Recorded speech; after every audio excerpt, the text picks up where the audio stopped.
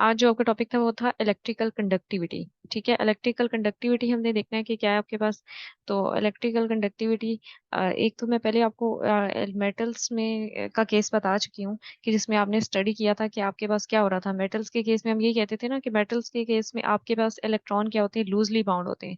Loosely bound होते हैं और स्ट्रक्चर में क्या कर रहे होते हैं, इजीली मूव कर रहे होते हैं। ठीक है, तो फिर जैसे ही आप एक्सटर्नल इलेक्ट्रिक फील्ड अप्लाई करते हैं, एक्सटर्नल अप्लाइड फील्ड अप्लाई करने की वजह से लेट्स सपोज आप कहें कि कोई चार्ज आपके पास पड़ा हुआ है।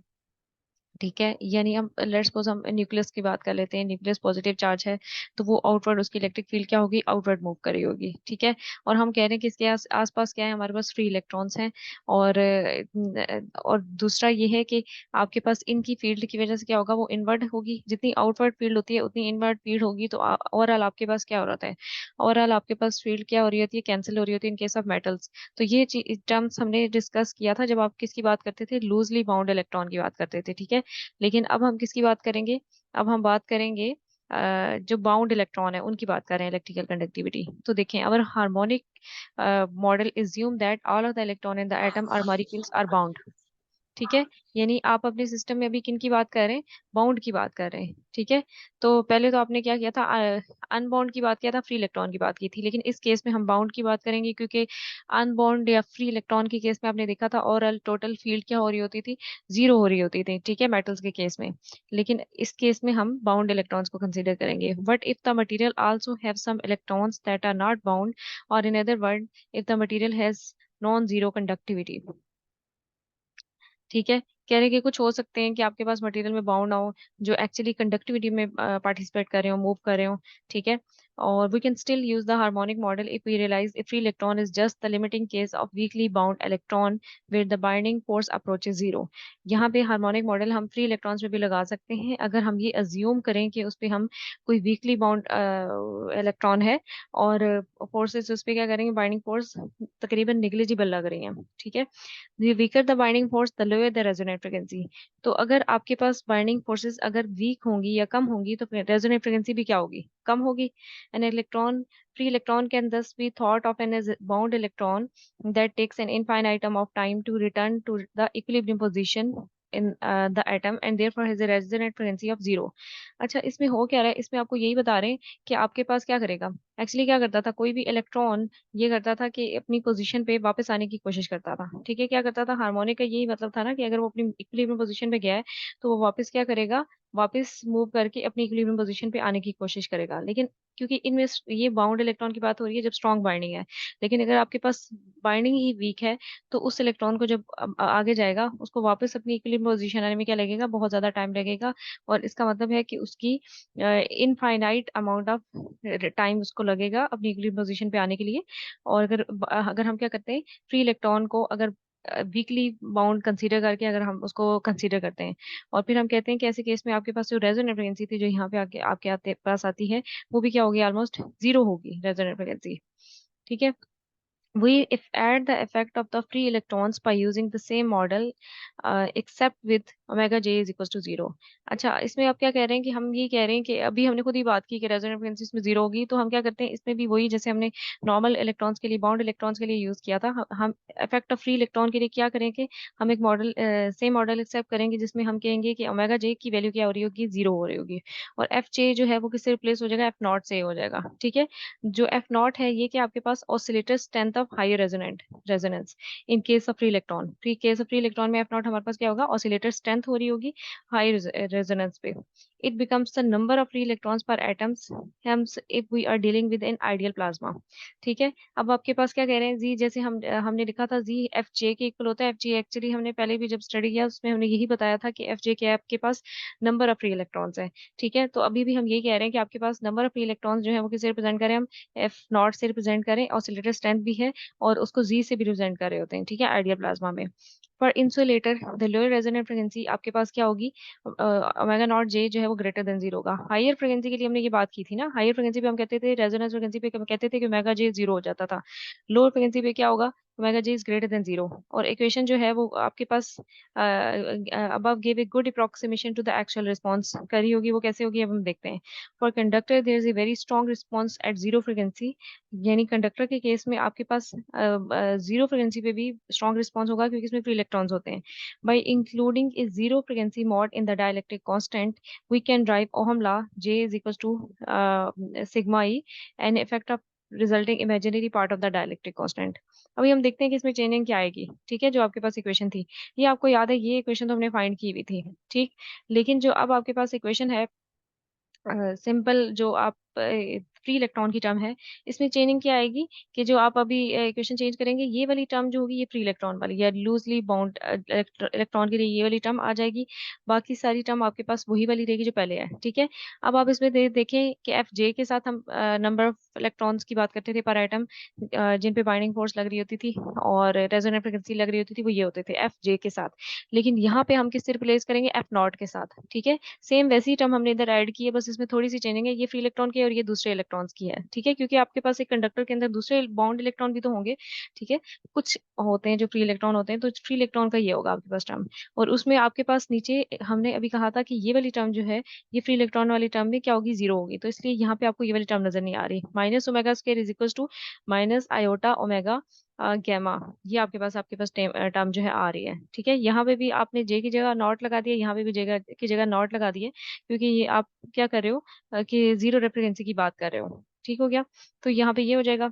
अच्छा, अब आपने क्या करना है, अब इसके बाद आप ये करेंगे कि इससे नेक्स्ट टर्म में जो है, हम देखें कि अब हमने ये बता दिया कि आपके पास क्या हो रहा है कि ये टर्म ई बी का मतलब है बाउंड स्टेट पे, E is equal to E B plus ये। हाँ बिल्कुल, जब अगर आपको याद हो तो बाउंड स्टेट में आपके पास क्या टर्म थी, वन प्लस ये वाली टर्म बाउंड स्टेट पे आपके पास आ रही थी, ई के इक्वल। ये हमने पहले से स्टडी कर लिया, और सिर्फ ये वाली जो है ये क्या है, फ्री की है। तो इसका मतलब है कि हम epsilon is equal to bound state plus this term हम लिख सकते हैं। ठीक है, यानी आप पहले इसको देख लें, ये भी हमने शायद लिखा भी है, चलें वो बहुत पीछे रह गया। लेकिन कंडक्टिविटी की आपके पास एप्सिलॉन की वैल्यू ये आ रही होती है। ठीक है, तो अभी हमने क्या करना है कि हम ये लिखेंगे bound state plus this value, जो फ्री वाली इलेक्ट्रॉन की वैल्यू थी। ठीक है, और बाउंड स्टेट की वैल्यू क्या है, ये आपके पास वैल्यू है। ठीक है, इसको अलग करके मैंने बता भी दिया कि बाउंड की ये वैल्यू है। This is just what would we have if there were no free electrons, so we can identify its bonds dielectric constant. यानी कि कोई किसी भी सिस्टम में आपके पास अगर फ्री इलेक्ट्रॉन है ही नहीं, तो सिर्फ आपके पास बाउंड इलेक्ट्रॉन होते हैं, तब आपके पास एप्सिलॉन की वैल्यू यही होती है। जो पीछे हम केस लेके चले थे तब भी हमने यही डिस्कस किया था, सिर्फ बाउंड इलेक्ट्रॉन्स का डिस्कस किया था। लेकिन अब के केस में हमारे पास क्या है, फ्री इलेक्ट्रॉन्स भी हैं, तो ये वाली टर्म भी साथ ऐड हो जाएगी। ठीक है, और फ्री इलेक्ट्रॉन्स की वजह से ही आपके पास एक्चुअली क्या हो रही होती है, कंडक्टिविटी पॉसिबल हो रही होती है। तो इसीलिए हमने, अब जब हम कंडक्टिविटी को डिस्कस कर रहे हैं, तो हमने क्या किया है, उसको भी बीच में साथ डिस्कस कर रहे हैं। ठीक है, अच्छा, अब आपके पास हम कह रहे हैं कि अब ये जो आपके पास कंडक्टिविटी है, इस ये कैसे रिलेटेड होगी इसके साथ, डाइलेक्ट्रिक के साथ। तो हम इसको देख लेते हैं कि कैसे डाइलेक्ट्रिक के साथ रिलेटेड होगी। अब आप देखें कि we can answer this question by approaching Maxwell equation in two ways. Two ways कैसे होंगी, पहले हम देखते हैं कि free electrons are separate from the permittivity and are governed by the ohm's law. और एम्पेयर्स में इक्वेशन जो है वो आपके पास क्या होती है, del cross H is equals to आपके पास जे प्लस डेरिवेटिव डी का विद रिस्पेक्ट टू टी होता है। ठीक है, अब जे जो है वो किस पे है, आपके पास कंडक्टिविटी, किसके हिसाब से हम ले रहे हैं, कंडक्टिविटी के ले रहे हैं, क्योंकि हम यहाँ पे फ्री इलेक्ट्रॉन को कंसिडर कर रहे हैं। Treat the free electrons as truly free, use ohm's law हम ये लेंगे, तो जाहिर है सिग्मा आपके पास यहाँ पे कंडक्टिविटी को शो कर रहा होगा। और जे जो है उसकी जगह यानी कि ये वाली वैल्यू पुट कर देंगे, और डी की वाली जगह क्या आ जाएगा, डी की वैल्यू आपको याद है, डी किसकी इक्वल होता था, डिस्प्लेसमेंट वेक्टर आपके पास, या फ्लक्स डेंसिटी की जो स्ट्रेंथ थी वो एक प्रोपोर्शनल होती थी इलेक्ट्रिक फ्लक्स या electric field, applied electric field के। और प्रोपोर्शनल साइन खत्म करते थे तो एप्सिलॉन आ जाता था, और एप्सिलॉन जो है वो किस किस के इक्वल होता है, एप्सिलॉन नॉट। और अब एप्सिलॉन दो चीजों के इक्वल होगा, परमिटिविटी इन फ्री स्पेस और परमिटिविटी इन बी, मतलब कि बाउंड स्टेट। बाउंड स्टेट का हमने लिख लिया है। ठीक है, बाउंड डाइलेक्ट्रिक कांस्टेंट भी लिख लिया है यहाँ पे। तो बाउंड डाइलेक्ट्रिक कांस्टेंट के बाद ये हमारे पास डी की वैल्यू ये आ गई। अब हमने क्या किया है, जो ये वाली इक्वेशन थी, del cross H is equal to J plus partial D by D T, वो क्या हो जाएगी आपके पास, देखें यहाँ पहली टर्म जे की जगह हमने क्या लिख लिया, सिग्मा ई कंडक्टिविटी की वैल्यू लिख ली। यहाँ पे आप देखें ये हमने जे की जगह कंडक्टिविटी की वैल्यू लिख ली, और ये जो हमने डेरिवेटिव लिखा ये हमने क्या लिख दिया, डी की वैल्यू पुट कर दी, जो कि हमारे पास क्या थी, epsilon not epsilon be bound state का डाइलेक्ट्रिक कांस्टेंट।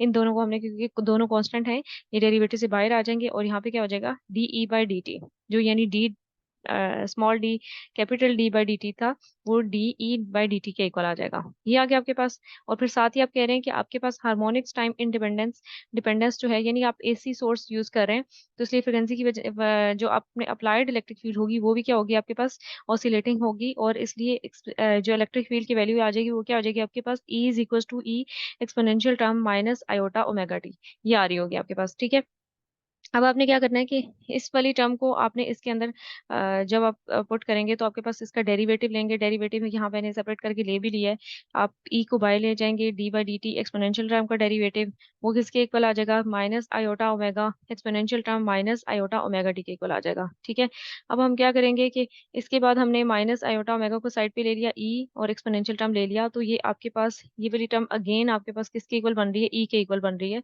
क्योंकि ई इसी के इक्वल था। ठीक है, तो हम ई लिख देंगे माइनस आयोटा ओमेगा ई, तो आपके पास क्या आ जाएगा, यानी D E by D T किसके इक्वल आ जाएगा आपके पास, यहाँ पे देखें प्लस था तो माइनस आयोटा ओमेगा आ गया, और एप्सिलॉन नॉट और एप्सिलॉन बी, यहाँ पे ये टर्म आ गई।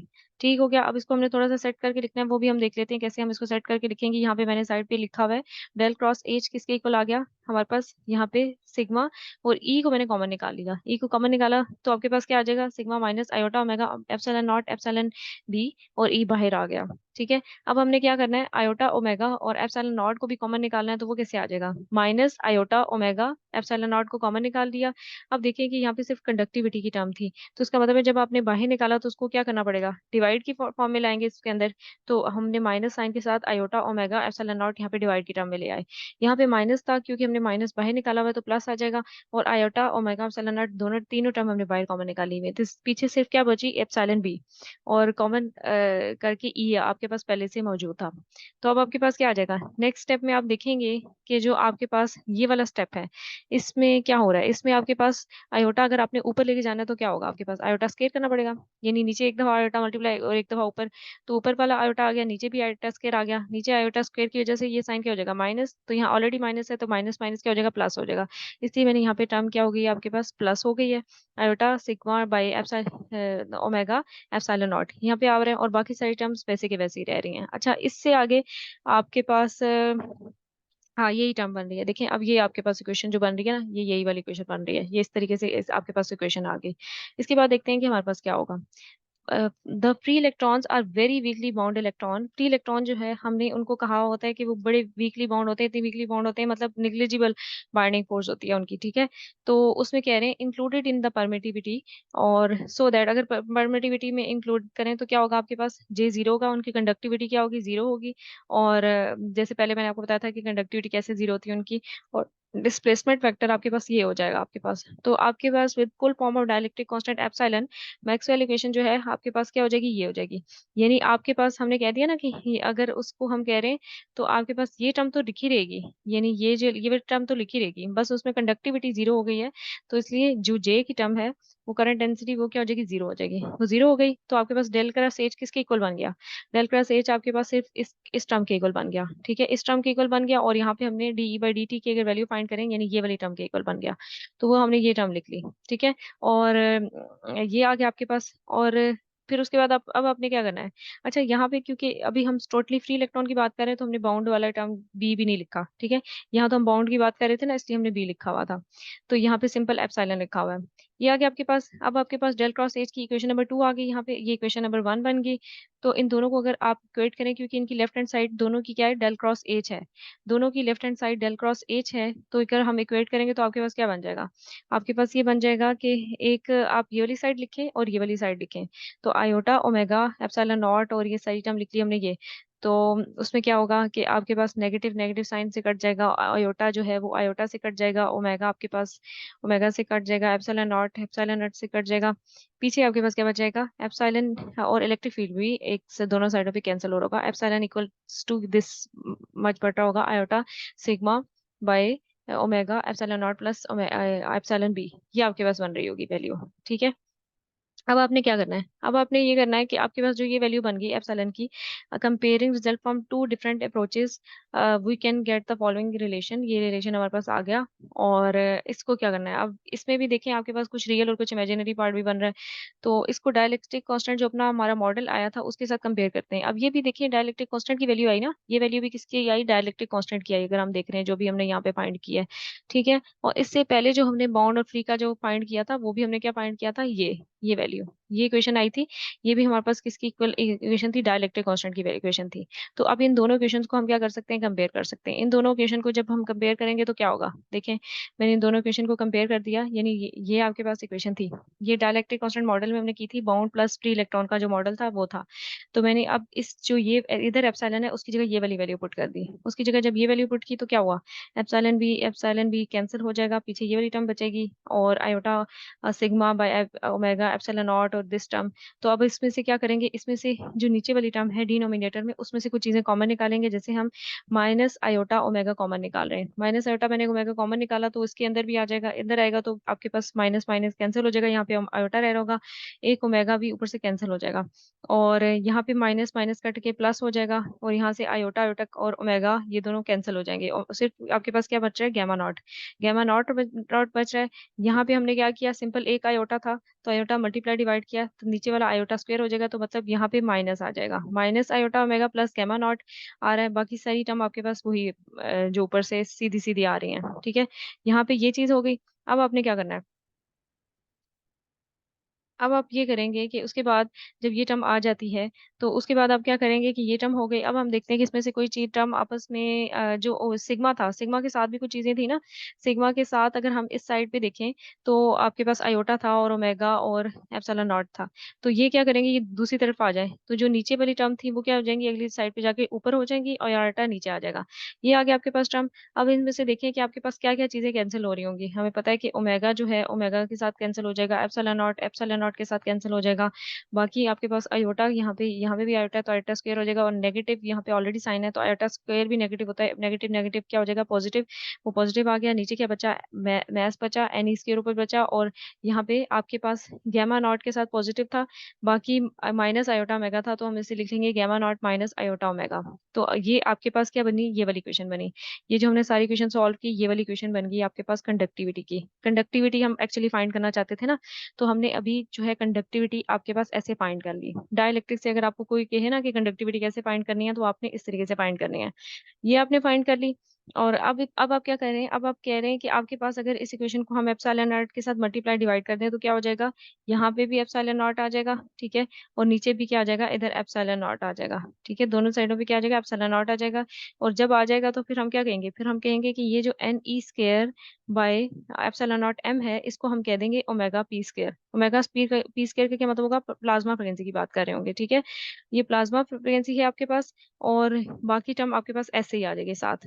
तो हम प्लाज्मा फ्रीक्वेंसी का ये फार्मूला हमने लिख लिया, प्लाज्मा फ्रीक्वेंसी इसकी जगह हमने ओमेगा पी स्क्वायर और एप्सिलॉन नॉट और ये बाकी टर्म वही आ गई आपके पास। तो कंडक्टिविटी हम हार्मोनिक मॉडल में अगर हम प्लाज्मा फ्रीक्वेंसी की टर्म में लिखते हैं तो आपके पास ये आ रही होगी, और एफ नॉट जो है वो आपके पास प्लाज्मा फ्रीक्वेंसी में जो है, अगर हम उसको कहते हैं कि वो भी हम प्लाज्मा फ्रीक्वेंसी में इंक्लूड कर रहे हैं। एफ नॉट तो वैसे भी आपके पास ये बता रहा था कि कितने टोटल इलेक्ट्रॉन जो है वो एटम के साथ बाउंड है, तो ओमेगा पी में हम एफ नॉट की टर्म भी अगर यहाँ पे ये शामिल कर लें, ठीक है, तो यहाँ से क्या हो जाएगा, गायब हो जाएगा, ओमेगा पी के अंदर ये एब्जॉर्ब हो जाएगा।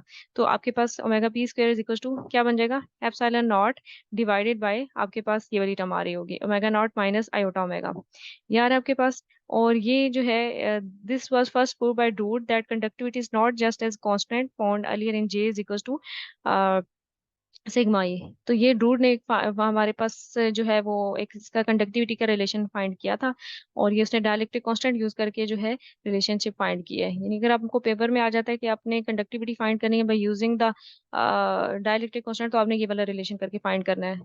जैसे आपके पास ना बोल्ट्जमैन ट्रांसपोर्ट इक्वेशन से भी